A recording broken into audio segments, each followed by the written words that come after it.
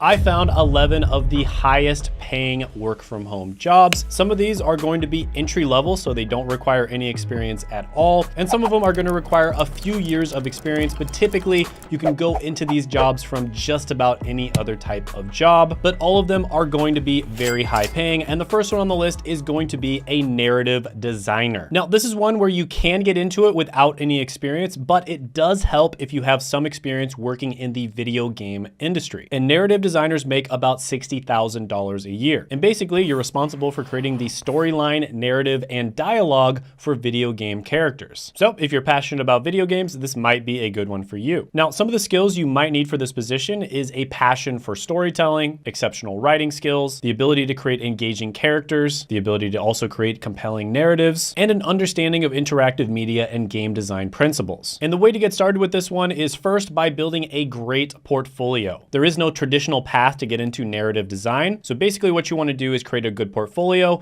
and then network a lot and apply to as many jobs as possible. But overall, I'm going to give this one an 8 out of 10 opportunity score. The next one on the list is going to be an AI trainer. And this is basically exactly what it sounds like. You are going to be training AI by providing it data and feedback. And that's going to help it to refine its algorithm to improve its performance and accuracy. This is almost like being a life coach for AI, which is kind of weird to think about. Now, this is one where you do not need to have previous experience or a degree or anything like that. It is an entry-level job that you can get with no experience. And it does pay about $54,000 a year. Now, some of the skills that would really help is an understanding of machine learning concepts. You don't, of course, have to be really good at machine learning because it's very complicated, but you want to understand the concepts behind it. Also, experience working with data annotation and labeling tools. And you also want to be familiar with certain programming languages such as Python or R. And this is another one where it's such a new profession that there is no traditional path to getting into it. So your best bet is to build up a good portfolio, network, and then apply to as many jobs as possible. So some of the pros here are there's high demand and competitive salaries in the AI industry. This is an entry-level job, but it could lead to much better jobs down the line, and the opportunity to contribute to AI development. Some of the cons here are, of course, the need to stay up to date with the rapidly evolving field of AI and dealing with complex and challenging data sets and algorithms. But overall, I really like this one. I'm going to give it a 9 out of 10 opportunity score. The next one on the list is going to be an academic editor. And this is where you're going to be reviewing and refining things like academic papers, dissertations, theses,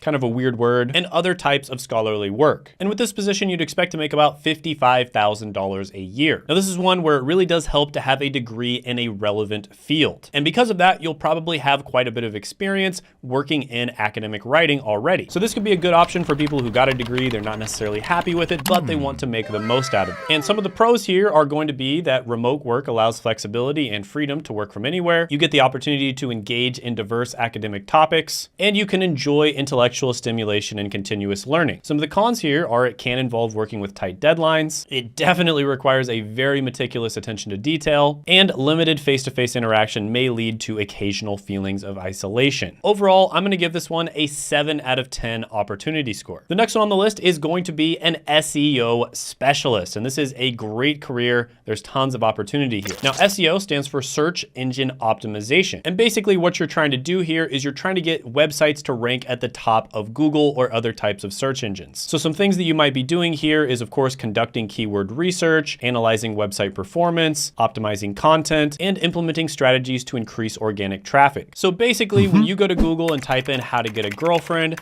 that website would show up at the top. And SEO specialists make about $57,000 a year. Now, again, this is an entry-level position. You can get into this without having a college degree or previous experience. And in other SEO-related positions that are higher, you can make much, much more than this. Now, some of the skills you want to have here are a strong understanding of search engine algorithms, keyword research, on-page and off-page optimization techniques, and the ability to use analytical tools. A great way to get started here is to take my friend Seth's free digital marketing masterclass, because SEO is a type of digital marketing. In fact, I think it's one of the most profitable types. And my friend Seth has helped thousands of people get into digital marketing, so definitely check that out. I'll put it down in the description as well as the pinned comment below. Now, some of the pros here are going to be high demand for SEO specialists in the digital landscape. This is perfect for remote work. Most people that work in SEO do work remotely, and you have the potential to work with diverse clients in various different industries. Some of the cons are SEO can be competitive. You basically have to continuously adapt to the Google updates and the changing marketing landscape. Results results can also take time, and this requires patience and persistence. But it also means that it kind of has long feedback loops. So if you're testing things out, you're not going to figure out whether those tests went well until maybe like 3 months down the line. Whereas if you're doing paid ads, you pretty much see the results right away. And then you also have the need for ongoing analysis and optimization. But overall, I'm going to give this one an opportunity score of 9.5 out of 10. I think it's great, especially at the entry level. The next one on the list is going to be a learning specialist. And this is basically where you're going to be designing and developing effective learning programs. And oftentimes this type of education is going to be delivered remotely. And I like this quote by Nelson Mandela, which is, "Education is the most powerful weapon which you can use to change the world." And learning specialists can expect to make about $65,000 a year. Now with this one, it does help to have a bachelor's degree. You don't need to, but it definitely helps to have a bachelor's degree in something like education or instructional design. And there's also certain certifications out there like the CPLP. And the pros here are there's going to be a lot of opportunity to shape the educational experiences and inspire personal growth of young people. There's potential to work with diverse learners and industries, and it's an impactful role in fostering knowledge acquisition and skill development. Some of the cons here are there's limited face-to-face interaction and potential challenges engaging learner engagement. There is a lot of need for self-discipline and motivation to manage remote work effectively, and you're going to need to continuously adapt to technological advancements and e-learning platforms. So this is a pretty good one. It got especially good the last few years since pretty much everything went remote. But overall, I'm going to give this one an opportunity score of 7 out of 10. The next one on the list is going to be a sports data analyst. Now, if you've ever seen the movie Moneyball, this is basically what they were doing in that movie. And you're going to be collecting, analyzing, and interpreting data related to sports. And this is going to help the decision makers within different sports franchises make important decisions. So in the movie Moneyball, for instance, a sports data analyst basically said that the most important metric because he gets on base is getting on base, right? People that actually are able to hit the ball and get on base. It's not how many home runs they were hitting or, how often they hit home runs. It was their ability to get on the base. And so they were able to get a bunch of really good players at a cheap price because of the fact that they realized this is the most important stat. That's good for us. It's cheap. In more recent times, the Golden State Warriors have also taken advantage of this, and that's why they started shooting so many more three-pointers than other teams, and they completely changed the entire NBA by doing that. And sports data analysts make about $67,000 a year. Now, some of the skills that you need to have to get into this position are going to be a strong background in mathematics, statistics, and data analysis, and proficiency in programming languages such as Python or R. So it does help here if you have a degree in statistics, mathematics, or computer science, but you don't need to have that degree. You can make up for it with certifications,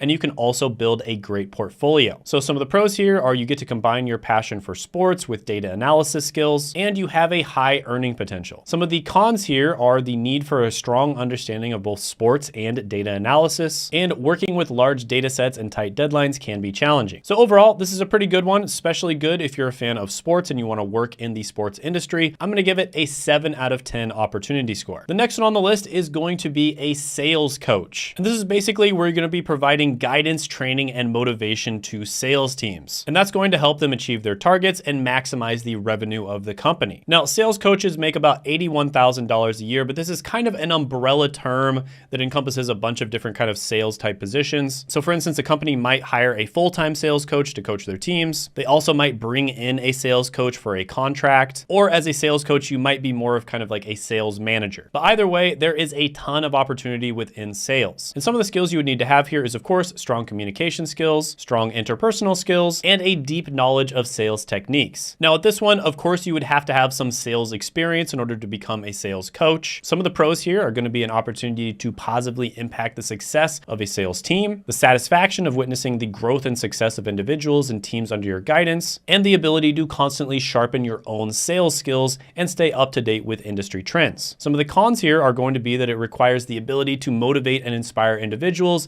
who may have different learning styles and motivations. It can be challenging to maintain engagement and accountability in a remote coaching setting, and and you need to continually adapt to changing market conditions and sales strategies. Overall, I'll give this one an 8.5 out of 10 opportunity score. The next one on the list is going to be an operations analyst. An operations analyst typically gather data to improve the efficiency of the operations of an organization. So a lot of this might include automating certain processes within an organization and making sure that the right person is doing the right job. Now, this is a job that's growing at 23% according to BLS, so very fast growing job, and you'd expect to make about $74,000 a year. Now, some of the skills you need to have for this position are a strong analytical and problem solving ability, proficiency in data analysis tools, attention to detail, and the ability to communicate insights effectively. Most people who work in this career do have degrees, but it doesn't actually require one. You can get into these roles without a degree, but in that case, you'd have to make up for it with good experience or a really good portfolio. So some of the pros here are going to be remote work flexibility and the ability to work from anywhere, the opportunity to contribute to improving operational efficiency and business performance, and high earning potential and career growth opportunities. Some of the cons here are it can involve working with large amounts of data and complex analysis. It may require dealing with tight deadlines and demanding stakeholders, and remote work can sometimes feel isolating with limited face-to-face interaction. So I'm going to give this one an 8 out of 10 opportunity score. I think it's pretty good. It's a little bit harder to get into than some of the other ones on the list. The next one on the list is going to be a Java developer. So basically you're going to be designing, developing, and maintaining different systems and applications. And you're going to be doing this using the Java programming language. And as a Java developer, you'd make about $100,000 a year. So this is one where it does help to have a degree. That's a way that many people go, but a lot of people get into this by self-study. A lot of people take certifications. A lot of people do some boot camps. There's many different ways to get into Java development. It used to be much easier to get into. It has gotten harder in recent years, especially with the tech layoffs. It used to be that you could get into these positions without having any skills whatsoever, basically, but now you do actually have to know your stuff. So some of the skills you want to have here is, of course, a strong understanding of Java itself. You also want to have proficiency in related technologies such as frameworks, databases, and version control systems, and you want to have a solid grasp of software development principles in general. Some of the pros here are high demand and competitive salaries for Java developers, opportunities to work on diverse projects and contribute to the development of various applications, and some of the cons are going to be continuous learning and staying up to date with the newest Java technology and the Java ecosystem, and you're going to have to be okay with challenging and complex problem solving. But overall, I'm going to give this one an opportunity score of 9 out of 10. The next one on the list is going to be very similar, which is a front-end engineer. So you're also going to be coding here, but typically you're going to be working on the front end of a product, which is basically what the consumer sees. So if it's a website, you'd be working on the website itself that the consumer sees.